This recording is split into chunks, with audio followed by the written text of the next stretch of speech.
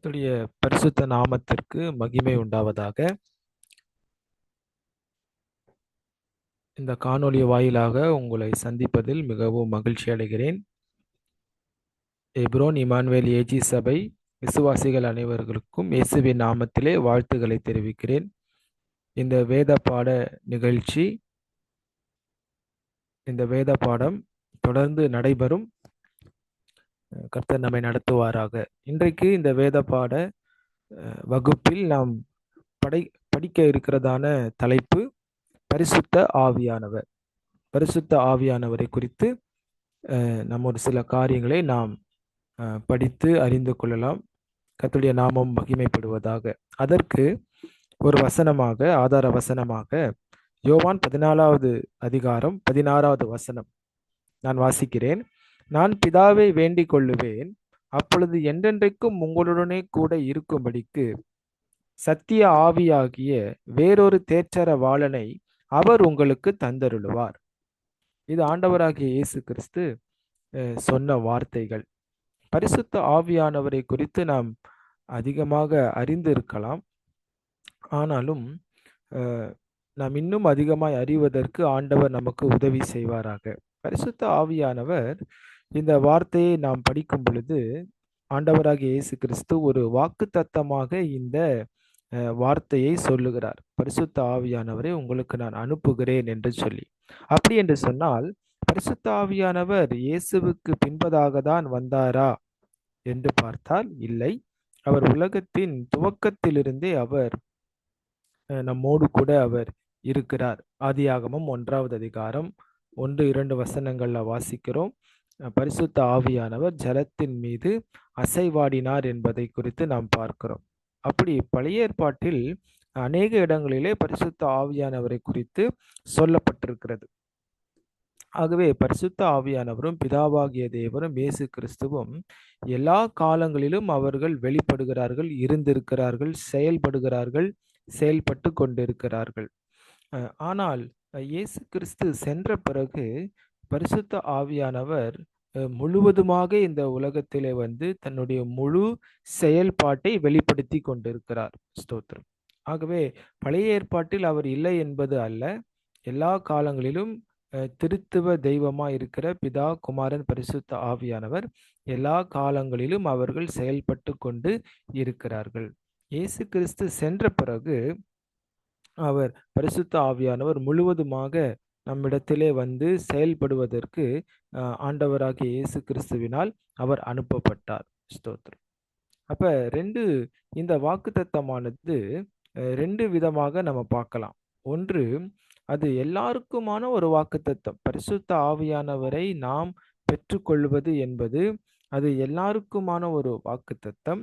அதே போல எல்லாவற்றுக்குமான ஒரு வாக்குத்தத்தம். எல்லாவற்றுக்குமான வாக்குத்தத்தம் என்று சொன்னால் பரிசுத்த ஆவியானவர் எதற்காக அனுப்பப்பட்டாரோ, நம்முடைய வாழ்வின் ஒவ்வொரு தேவைக்கும் சவால்களுக்கும் அவர் துணை நிற்கிறார். என்னென்ன எதற்காக அவர் அனுப்பப்பட்டார், என்னென்ன கிரியைகள் செய்கிறார், அவரை நம்முடைய வாழ்க்கையில ஏற்றுக்கொள்வதனால் அவர் என்னெல்லாம் நம்முடைய வாழ்க்கையில செய்வார், எதெல்லாம் நம்மை நடத்துவார் என்பதற்கான முழுவதுமாக நாம் அனுபவிக்க வேண்டிய ஒரு வாக்குத்தத்தமாக அது என்ன செய்கிறது, காணப்படுகிறது. அப்போ ஒன்று எல்லாருக்குமான வாக்குத்தத்தம், 2வது எல்லாவற்றுக்குமான வாக்குத்தத்தம். நீங்கள் அப்போஸ்தலர் 2வது அதிகாரம் 17வது வசனத்திலே வாசிப்பீர்கள் என்று சொன்னால், அப்பொழுது கடைசி நாட்களில் மாம்சமான யாவர் மீதும் என் ஆவியை ஊற்றுவேன். உங்கள் வாலிபர்கள் சொப்பனங்களை காண்பார்கள், தரிசனங்களை காண்பார்கள், உங்கள் பிள்ளைகள் தீர்க்க தரிசனம் உரைப்பார்கள் என்பது ஆண்டவர் நமக்கு கொடுத்த ஒரு வாக்குத்தத்தம். அந்த வாக்குத்தத்தத்தினுடைய முழுமையை நாம் இன்றைக்கு அனுபவிக்கிறோமா என்பதை நாம் சற்று சிந்தித்து பார்க்க வேண்டும். ஆகவே ஒரு விதத்தில் பரிசுத்த ஆவியானவரை நாம் பெற்றிருக்கிறோம், உணர்கிறோம். ஆனால் அவர் எதற்காக அனுப்பப்பட்டார் என்கிறதான அந்த முழு சத்தியத்தின்படி நாம் வாழுகிறோமா என்பதை நாம் சிந்தித்து பார்க்க வேண்டும். கர்த்தருடைய நாமம் மகிமைப்படுவதாக. ஸ்தோத்திரம். ஆகவே பரிசுத்த ஆவியானவர் யார்? நாம் பரிசுத்த ஆவியானவரை குறித்து அதிகமான காரியங்களை அறிந்திருக்கலாம். பரிசுத்த ஆவியானவர் யார் என்று இந்த கேள்வியை நான் உங்களிடத்தில் கேட்பேன் என்று சொன்னால், உங்களுக்கு முதலில் தோன்றுவது என்ன என்பதை சிந்தித்து பாருங்கள். ஆகவே இந்த வேத பாட வகுப்பு மூலமாக 3 காரியங்களை நான் சொல்ல விரும்புகிறேன். பரிசுத்த ஆவியானவர் யார்? இந்த காணொளி வாயிலாக ஒரு காரியத்தை மாற்றும் நான் இன்றைக்கு சொல்ல விரும்புகிறேன். அடுத்த காணொளியில் 2 காரியங்களை நான் சொல்லுவேன். முதலாவது, பரிசுத்த ஆவியானவர் என்பது ஒரு நபராய் இருக்கிறார். அவர் ஒரு நபர். 2வது, அவர் தெய்வமாக இருக்கிறார். 3வது, அவர் பரிசுத்தராய் இருக்கிறார் என்று சொல்லி 3 காரியங்களை உங்களுக்கு கற்றுக் கொடுக்க விரும்புகிறேன். அப்போ முதலாவது, பரிசுத்த ஆவியானவர் ஒரு நபராக இருக்கிறார். ஆகினால்தான் இந்த வாசிக்கப்பட்ட யோவான் 14:16 வசனத்திலே ஆண்டவராக இயேசு கிறிஸ்து சொல்லுகிறார், அப்பொழுது என்றென்றைக்கும் உங்களுடனே கூட இருக்கும்படிக்கு சத்திய ஆவியாகிய வேறொரு தேற்றவாளனை அவர் உங்களுக்கு தந்தருளுவார். 17வது வசனத்தில் சொல்லப்பட்டிருக்கு, அவர் உங்களுடனே வாசம் பண்ணி. அவர் என்று சொல்லப்பட்டிருக்கிறது. அப்போ ஒரு நபரை அது என்ன செய்கிறது என்றால் குறிக்கிறது. அப்போ பரிசுத்த ஆவியானவர் யார் என்று சொன்னால், அவர் ஒரு நபர். அவர் ஆவியாய் இருக்கிறார். நபர் என்று சொன்னாலே ஒரு உறவை குறிக்கிறது. ஒரு உறவு. அப்போ பரிசுத்த ஆவியானவர் ஒரு அற்புதமான ஒரு உறவு. நமக்கும் அவருக்கும் ஒரு உறவு என்ன செய்து காணப்படுகிறது. கர்த்தருடைய நாமம் மகிமைப்படுவதாக. ஆகையினாலே அநேகர் என்ன நினைக்கிறார்கள் என்று சொன்னால், பரிசுத்த ஆவியானவர் ஏதோ ஒரு வல்லமை, வெறும் வல்லமை தான், அந்த வல்லமையை நாம் பெற்றுக்கொள்ள வேண்டும் என்று நினைக்கிறார்கள். ஆனால் நாம் யோவான் 20:22 வாசிக்கிறோம், ஆண்டவராகிய இயேசு கிறிஸ்து தம்முடைய சுவாசத்தை ஊதி நீங்கள் பரிசுத்த ஆவியை பெற்றுக்கொள்ளுங்கள் என்று சொன்னார். அப்போ நமக்கு ஒரு விசுவாசம் வேண்டும். என்ன என்று சொன்னால், நான் பரிசுத்த ஆவியை பெற்றிருக்கிறேன், பரிசுத்த ஆவியானவர் என்னோடு கூட இருக்கிறார். என்றைக்கு நாம் சுவிசேஷத்தை கேட்டு அந்த வசனத்திற்கு நாம் கீழ்ப்படிய ஆரம்பித்தோமோ, அன்றைய தினத்திலிருந்தே பரிசுத்த ஆவியானவர் நம்மோடு கூட கிரியை செய்கிறார். வார்த்தையை கேட்டோம். இயேசுவை ஏற்றுக்கொள்வதற்கு முன்பதாக முதலில் வார்த்தையை கேட்டோம். எப்பொழுதெல்லாம் அந்த வார்த்தையை நாம் கேட்டோமோ அப்பத்திலிருந்தே பரிசுத்த ஆவியானவர் நம்மோடு கூட இடைப்பட்டு கொண்டிருக்கிறார், உணர்த்துகிறார். மனம் திரும்ப, ரட்சிக்கப்பட, இயேசுவை ஏற்றுக்கொள்ள அவர் அப்பத்திலிருந்தே நம்மோடு கூட உறவாடுகிறார். அப்ப நாம் எல்லாரும் பரிசுத்த ஆவியை பெற்றிருக்கிறோம். ஆகவே நமக்கு ஒரு விசுவாசம் வேண்டும், எனக்குள்ளே பரிசுத்த ஆவியானவர் இருக்கிறார் என்று சொல்லி ஒரு விசுவாசம் நமக்கு வேண்டும். பரிசுத்த ஆவியானவர் 4 விதமான நிலைகளில் நம்முடைய வாழ்க்கையிலே அவர் கிரியை செய்கிறார். பரிசுத்த ஆவியானவருடைய வருகை பாருங்க, பரிசுத்த ஆவியானவர் 4 முக்கிய நிலைகளில் செயல்படுகிறார். அவர் நம்மிடத்தில் வருகிறார். 2வது நம்மை பலப்படுத்துகிறார். 3வது நம்மை வழி நடத்துகிறார். 4வது நம்மிலே நிலைத்திருக்கிறார். ஸ்தோத்திரம்.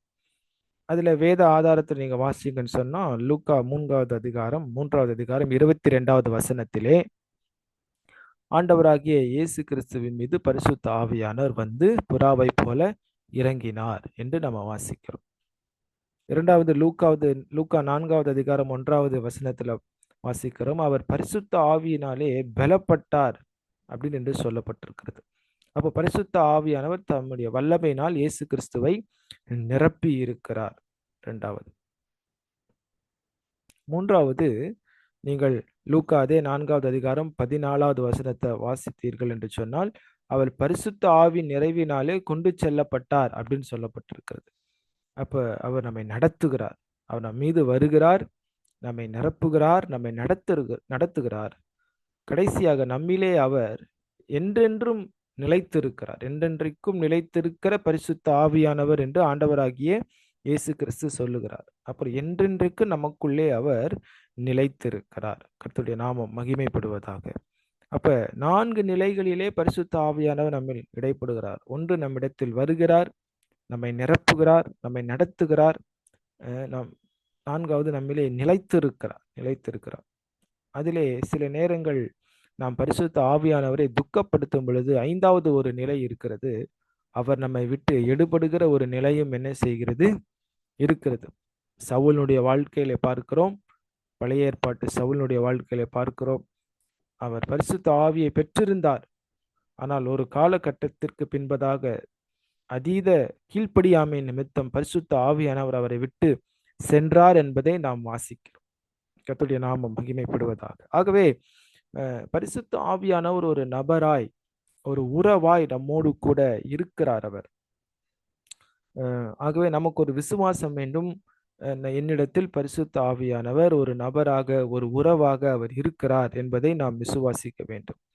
அப்போ இந்த பரிசுத்த ஆவியானவர் நமக்குள்ளே இருக்க இருக்க அவர் நம்மை பலப்படுத்துகிறார், நம்மை பலப்படுத்துகிறார். அதனால்தான் நாம் பரிசுத்த ஆவியினுடைய அபிஷேகத்தை பெறுகிறோம். பரிசுத்த ஆவியின் அபிஷேகம் என்றால் என்ன?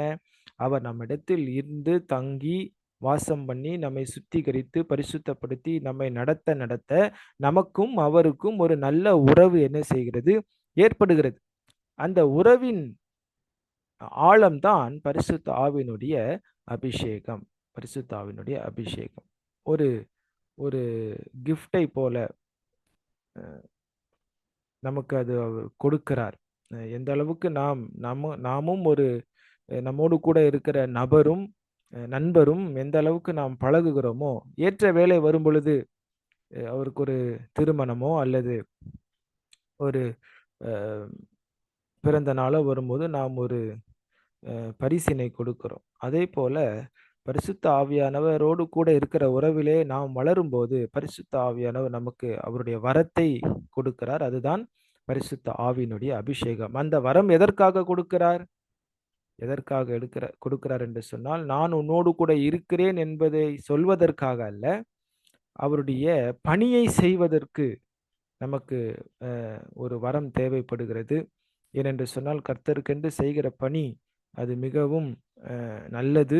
அதே சமயத்தில் அதிலே பலவிதமான சோதனைகளும் பலவிதமான சவால்களும் நிறைந்தது. அந்த சவால்களை எல்லாம் நாம் மேற்கொள்வதற்கும் நமக்கு பலன் தேவைப்படுகிறது. ஆகையினால் தான் ஆண்டவராகிய இயேசு கிறிஸ்து தம்முடைய சீஷர்களுக்கு பரிசுத்த ஆவியின் வல்லமை என்ன செய்தார்? கொடுத்தார். அப்ப இந்த பரிசு எதற்காக கொடுக்கப்படுகிறது சொன்னால், ஊழியம் செய்வதற்கு, ஊழியத்தில் வருகிற எல்லா காரியங்களையும் நாம் மேற்கொண்டு முன்னேறி செல்வதற்கு நமக்கு ஒரு பலன் தேவைப்படுகிறது. கர்த்தருடைய நாமம் மகிமைப்படுவதாக. அப்ப இந்த பலனை நாம் எப்படி பெற்றுக்கொள்வது? அவருடைய உறவிலே நாம் வளர வளர, அவரை அதிகமாய் நாம் அறிய அறிய, அவருடைய பரிசுத்தத்தில் நாம் வளர, ஜெபிக்க, உபவாசிக்க, நம்முடைய வாழ்க்கை அவரிடத்தில் அர்ப்பணிக்கும் பொழுது அவர் நம்மை நிரப்புகிறவராக காணப்படுகிறார். அப்போ முதலாவது நான் இந்த வேத பாட நிகழ்வு மூலமாக சொல்லிக்கொள்ளுகிற ஒரு காரியம் என்னவென்று சொன்னால், பரிசுத்த ஆவியானவர் ஒரு நபராக இருக்கிறார். பரிசுத்த ஆவியானவர் ஒரு நபராக இருக்கிறார். அவரை நாம் நம்முடைய வாழ்க்கையில வரவேற்க வேண்டும். ஒரு உறவாக பார்க்க வேண்டும். உறவாக என்னோடு கூட இருக்கிறார், தங்கி இருக்கிறார். ஒரு நபர் என்று சொன்னாலே அவர் நம்மோடு கூட பேசுவார், நம்முடைய காரியங்களை அறிந்திருக்கிறார், நம்முடைய உணர்ச்சிகளை புரிந்து கொள்கிறவராக இருக்கிறார், நாம் எடுக்கிற முக்கிய முடிவுகளிலே அவர் கலந்திருக்கிறார். நம்முடைய வேலை, நம்முடைய குடும்பம், நம்முடைய தோல்வி, நாம் சந்திக்கிற சவால்கள், உபத்திரவங்கள் எல்லாவற்றிலும் நம்மோடு கூட ஒரு நபராக இருந்து செயல்பட வேண்டும் என்று அவர் விரும்புகிறார். அதான் யோவான் 14:16 வாசிக்கிறோம். அவர் ஆறுதல் படுத்துகிற தேற்றரவாளன் என்று சொல்லப்பட்டிருக்கிறது. அவர் நம்முடைய துக்கங்களில் பங்கு கொண்டு சமாதானத்தை தருகிறார், துக்கங்களை மாற்றுகிறார், அமைதியை தருகிறார், நமக்கு நம்பிக்கை அவர் என்ன செய்கிறார்? கொடுக்கிறார். ஆகவே இந்த பரிசுத்த ஆவியானவரை வெறும் ஒரு சின்ன ஒரு பெட்டிக்குள் அடைத்து விடாதபடிக்கு, சில நேரங்கள் பரிசுத்த ஆவியானவர் என்று சொன்னாலே நமக்கு புரிகிறது, நாம் நன்றாக கரங்களை தட்டினால்தான் பரிசுத்த ஆவியானவர் என்று சொல்லி நாம் அவரை குறுக்கி விடுகிறோம். அவருடைய முழு செயல்பாட்டிற்கு நாம் அனுமதி கொடுக்க மாட்டேங்கிறோம். சில நேரங்கள் நாம் பரிசுத்த ஆவியானவரை சிறிதாக பயன்படுத்துகிறோம் நம்முடைய ஜெபங்களிலே. கடைசியாக ஒரு ஆராதனை முடியும் பொழுது பிதா குமாரன் பரிசுத்த ஆவி நாமத்தினாலே என்று சொல்லி ஏதோ ஒரு சில வார்த்தைகளுக்காக மட்டும் நாம் பயன்படுத்துகிறோம். அப்படி இராதபடிக்கு நம்முடைய வாழ்க்கையிலே அவர் முழுவதுமாக ஒரு நபராக ஆளுகை செய்வதற்கு நாம் இடம் கொடுப்போம் என்று சொன்னால், அவர் நம்மிடத்திலே நம்மை நடத்துவதற்கு அவர் போதுமானவராகவும் விருப்பம் உள்ளவராய் இருக்கிறார். பரிசுத்த ஆவியானவர் அவர் விரும்புகிறார் நம்மோடு கூட இருப்பதற்கு. நாம் அதற்கு நம்மை முழுவதுமாக அர்ப்பணிக்க வேண்டும். நாம் ஒரு ஜெபம் செய்ய வேண்டும். என்ன ஜெபம் என்று சொன்னால், பரிசுத்த ஆவியானவரே, நான் உம்மை வரவேற்கிறேன். நீர் என்னுடைய வாழ்க்கையிலே துணையாக இருந்து, ஒரு நபராக இருந்து என்னை நடத்தும் என்று சொல்வோம் என்று சொன்னால், அவர் நிச்சயமாக நம்மை நடத்துவார். கர்த்தர் தாமே இந்த முதல் வகுப்பை ஆசீர்வதிப்பாராக. இன்னும் 2 காரியங்கள் இருக்கிறது. அவர் தெய்வமாக இருக்கிறார். 3வது அவர் பரிசுத்தராய் இருக்கிறார். இந்த 2 காரியங்களை குறித்து அடுத்த நம் வகுப்பில் நாம் அதை குறித்து நாம் தியானிப்போம்.